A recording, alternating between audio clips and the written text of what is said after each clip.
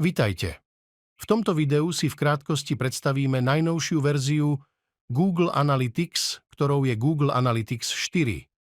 Google Analytics 4 priniesol nový pohľad na webovú analytiku založenú na udalostiach, tzv. Event-based model. Všetko v Google Analytics 4 je udalosť a udalosti sú zároveň kľúčové metriky v tomto nástroji. Poďme sa pozrieť na to, ako Google Analytics 4 založiť. Ako prvé prejdeme na stránku analytics.google.com, čím sa dostaneme na úvodnú stránku Google Analytics. Ak už nejaký Google Analytics účet máme založený, alebo máme k nejakému prístup, zobrazí sa nám priamo rozhranie Google Analytics účtu. Ak účet ešte založený nemáme, Google Analytics nás vyzve k jeho založeniu. Nový účet je možné založiť aj ak už nejaký účet máme, stačí prejsť do nastavení v ľavom dolnom rohu.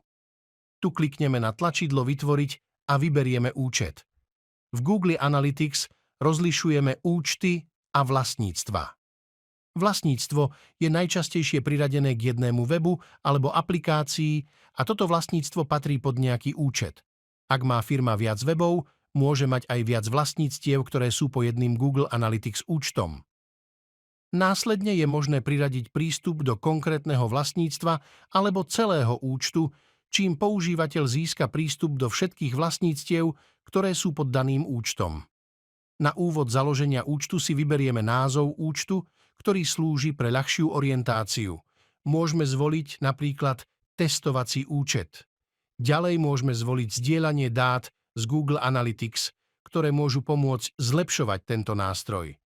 Zdieľanie je nepovinné a všetky súhlasy môžeme zrušiť podľa našej preferencie. Kliknutím na tlačidlo ďalej sa dostávame k tvorbe vlastníctva. Vlastníctvo sa najčastejšie viaže ku konkrétnej webovej stránke. Jeho názov teda môže byť priamo doména tejto webovej stránky alebo niečo, podľa čoho toto vlastníctvo ľahko identifikujeme. Ako názov môžeme zvoliť napríklad test.com, ďalej vyberieme časové pásmo a menu, ktorú chceme používať v reportoch. My zvolíme Rakúsko a menu Euro. Kliknutím na tlačidlo ďalej sa dostávame k nastaveniu základných údajov o firme. Tu zvolíme kategóriu firmy, respektíve webu, napríklad financie. Ďalej zvolíme veľkosť firmy, napríklad stredne veľkú. Kliknutím na tlačidlo ďalej sa dostávame k nastaveniu našich cieľov. Toto nastavenie má vplyv na reporty, ktoré nám Google Analytics do rozhrania pripraví. Neskôr je možné ich kedykoľvek zmeniť, ide len o úvodnú prípravu rozhrania. Na výber máme 4 kategórie reportov: generovanie potenciálnych zákazníkov, online predaj, povedomie o značke a správanie používateľov. Môžeme zvoliť jeden alebo viacero cieľov. Ďalšia možnosť je zvoliť všetky základné reporty, na čo slúži 5. možnosť, ktorú vyberieme. Kliknutím na Vytvoriť dokončíme tvorbu účtu aj vlastníctva.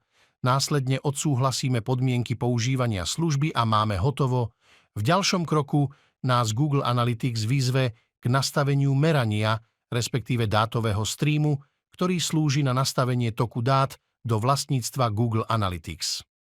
To môžeme na teraz preskočiť, následne nám Google Analytics ešte potvrdí založenie a my sa môžeme vrátiť na domovskú stránku práve vytvoreného vlastníctva. Tu zatiaľ neuvidíme žiadne dáta, len upozornenie na nastavenie zberu dát.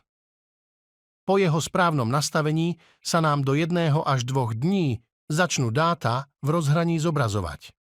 A to je zo založenia účtu na teraz všetko. Ďalším krokom je nasadenie merania na web alebo e-shop. To môžeme spraviť niekoľkými spôsobmi. Najjednoduchším z nich je inštalácia priamo cez rozhranie webu alebo e-shopu, ak to daná platforma umožňuje. Alternatívou je inštalácia cez nejaký plugin alebo rozšírenie. My si ukážeme 3. možnosťou a tou je inštalácia cez Google Tag Manager. Je to bezplatný nástroj, ktorý umožňuje spravovať značky a skripty rôznych služieb na web. Namiesto toho, aby sa dávali tieto značky priamo do kódu webu, sa do kódu webu dá len Google Tag Manager, skript a zvyšok sa deje v rozhraní tohto nástroja. Pre nastavenie prejdeme na stránku tagmanager.google.com. Vpravo hore zvolíme možnosť vytvoriť účet. Ako prvé vyberieme názov účtu, napríklad testovací účet. Ďalej vyberieme krajinu, v našom prípade Rakúsko. Nižšie nastavíme názov kontajnera, čo je väčšinou konkrétna stránka. V našom prípade zvolíme test.com. Na záver ešte vyberieme platformu, najčastejšie to bude web. Klikneme na vytvoriť, potvrdíme podmienky používania a účet máme založený. Po založení účtu sa nám otvorí kód, respektíve 2 kódy, ktoré je nutné vložiť na web, aby Google Tag Manager správne fungoval. Tieto kódy je možné vložiť na web priamo, cez plugin, alebo ich poslať svojmu programátorovi. Záleží to od platformy, ktorú používate a aké sú jej možnosti. Tieto inštrukcie môžeme na teraz zatvoriť a prejsť do rozhrania. Aktuálne nás bude najviac zaujímať časť značky, ktorú nájdeme hneď pod prehľadom. Tu zatiaľ nemáme žiadne značky. Ak chceme novú značku, klikneme na nová. Nastavenie značky sa skladá z 3 hlavných častí, a to názov, nastavenie značky a spúšťanie. Ako názov zvolíme jednoducho GA4. Ako značku vyberieme možnosť Google Analytics a hneď prvú možnosť Google Tag. Jedná sa o základnú značku, ktorou nastavíme Google Analytics a základný zber údajov. Na jej nastavenie budeme potrebovať ID, ktoré nájdeme v administrácii Google Analytics. Tu prejdeme do časti Admin a nájdeme časť Dátové streamy. V detaile konkrétneho streamu skopírujeme ID merania, ktoré následne vložíme do nastavenia značky v Google Tag Manažéri. Posledným krokom je výber spúšťania, teda toho, kedy sa má daná značka spustiť. Keďže sa jedná o základnú značku Google Analytics, chceme ju spúšťať pri každom načítaní stránky, vyberieme teda jednu z predvolených možností, ktorou všetky stránky. Tým je značka hotová, stačí ju už len uložiť. Na záver ešte zmeny publikujeme tlačidlom v pravom hornom rohu.